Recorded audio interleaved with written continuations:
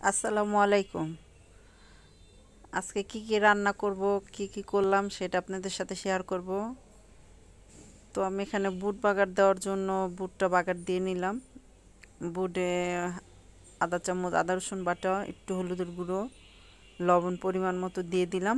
আর এখানে মুগ ডাল মুসুরি ডাল দিয়ে হালকা একটু ডালটা ভুনা করে নেব। আর এই যে আমার বুটটা বাগার দেওয়া হয়ে গেছে, ডালের ভিতরে একটু ধনিয়া পাতা দিয়ে দিলাম। আর ডালটা বাগার দিব, একটু রসুন কুচি একটু পেঁয়াজ কুচি দিয়ে দিলাম।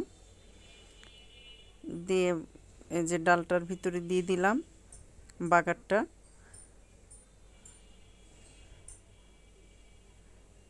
যেমন ডালটা হয়ে গেছে ডালটা। এখানে হলুদ মরিচ মাখায় রাখছি চিংড়ি মাছে, এটা এখন হালকা ভেজে নিব। একটা একটা করে দিয়ে দিলাম, দিয়ে একটু লাল লাল হালকা করে ভেজে নিলাম। এই যে আমার ভাজা হয়ে গেছে।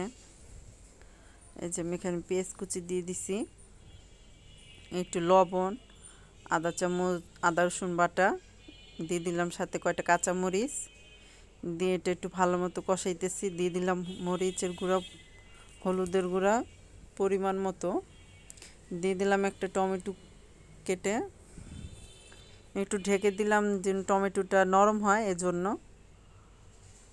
চিংড়ি মাছগুলো দিয়ে একটু নাড়াচাড়া দিয়ে একটু পানি দিয়ে দিলাম। এখন আলাদা একটা ছোট কড়াইতে ঢেলে নিলাম, একটু ধনিয়া পাতা দিয়ে দিলাম। এটা এই পাশের চুলায় হইতে থাকবে।